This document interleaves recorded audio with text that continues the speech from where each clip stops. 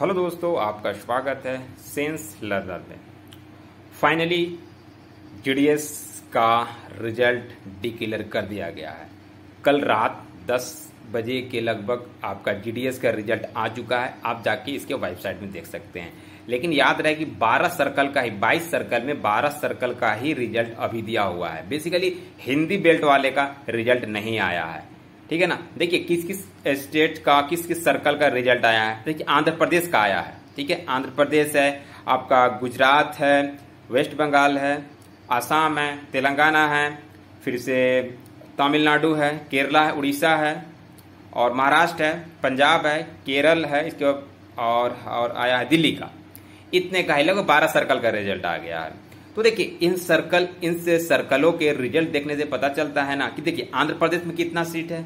आंध्र प्रदेश में लगभग 1355 सीट है, ठीक है। और उसमें 1355 पूरा रिजल्ट निकाल दिया गया है, ठीक है ना। और इसी तरह से वेस्ट बंगाल में भी लगभग जितनी वैकेंसी है सभी की लगभग सीट रिजल्ट आ गया है। लेकिन एक चीज याद रखिएगा कि ये जो रिजल्ट होता है ना, इस रिजल्ट में 2, 3 एक लिस्ट आ गया, इसके बाद 2, 3, 4, 5 तक लिस्ट इसमें आता है, ठीक है ना। तो इसमें जो जितना सबका निकाला है रिजल्ट ना, उसमें सभी स्टूडेंट प्रेजेंट नहीं होते हैं।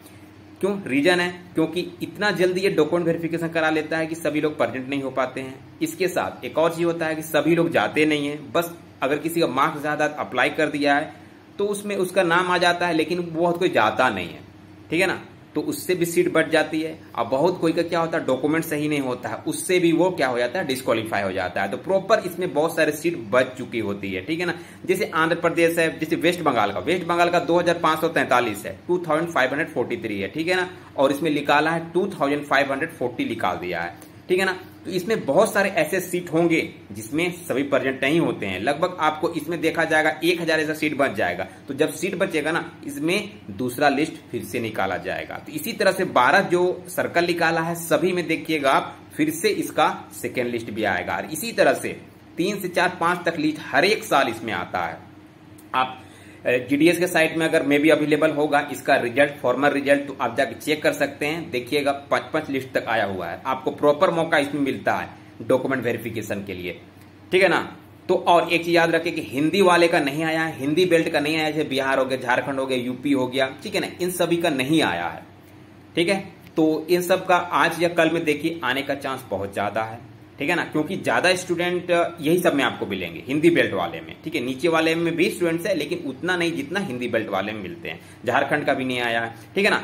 तो संभावना है पूरी आने का। और जिनका आ चुका है ना, वो अपना डॉक्यूमेंट को पूरी तरह से तैयार कर ले, क्योंकि इसका सिर्फ डॉक्यूमेंट चेक होता है। जिसका डॉक्यूमेंट सही होगा उसका सिलेक्शन तय है इसमें, ठीक है ना। तो बढ़िया से आप क्या कीजिए, डॉक्यूमेंट प्रिपेयर कर लीजिए। आपके पास समय है 3 तारीख तक, आपके पास समय है 3 तारीख को आपको डॉक्यूमेंट वेरिफिकेशन करना है। उसमें क्या है, अटेस्टेड भी आपको कराना है। जो आपका सर्टिफिकेट होगा उसका प्रॉपर अटेस्टेड होना चाहिए, ठीक है ना।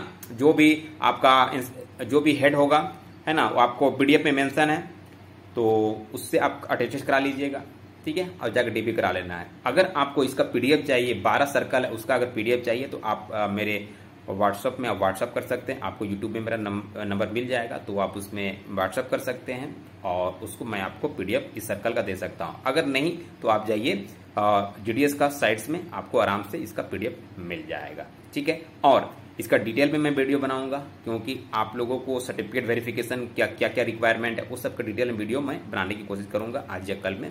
और इसके बाद अभी जल्द ही आने वाला है, आज या कल के अंदर में आ जाएगा आपको झारखंड, बिहार, जितने बाकी 10 सर्कल बचे हुए हैं ना सभी के आ जाएंगे। तो चलिए नेक्स्ट वीडियो मिलेंगे। Thank you.